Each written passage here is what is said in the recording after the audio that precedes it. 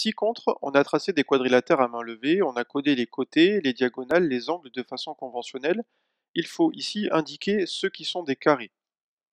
Procédons de manière méthodique et travaillons quadrilatère par quadrilatère. Tout d'abord, considérons le premier quadrilatère qu'on va noter A.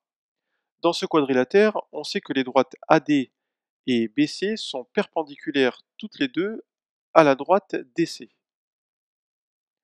Or, si deux droites sont perpendiculaires à une même troisième droite, alors elles sont parallèles entre elles. On en déduit donc que AD et BC sont parallèles. L'écart entre des droites qui sont parallèles reste constant. On en déduit donc que la longueur AB est identique à la longueur DC. Cela signifie, d'après le codage initial de la figure, que les quatre côtés sont de la même longueur. ABCD, donc un quadrilatère qui a quatre côtés de même longueur, c'est donc un losange. Et comme il a un angle droit, il en a même deux, ABCD est finalement un carré. On vient de montrer ici que nous avions un quadrilatère qui était d'abord un losange, puis grâce aux angles droits, on en a déduit que c'est un losange avec des angles droits, donc que c'est un carré. Observons maintenant le quadrilatère B. Sur ce quadrilatère B, on sait que les diagonales qui se coupent ici en leur milieu sont également égales, c'est-à-dire de même longueur, puisque les codages sont identiques. Le quadrilatère B est donc un rectangle, et l'angle droit ici n'apporte aucune information supplémentaire. Ce quadrilatère B n'est donc rien de plus qu'un rectangle, et ce n'est donc pas un carré.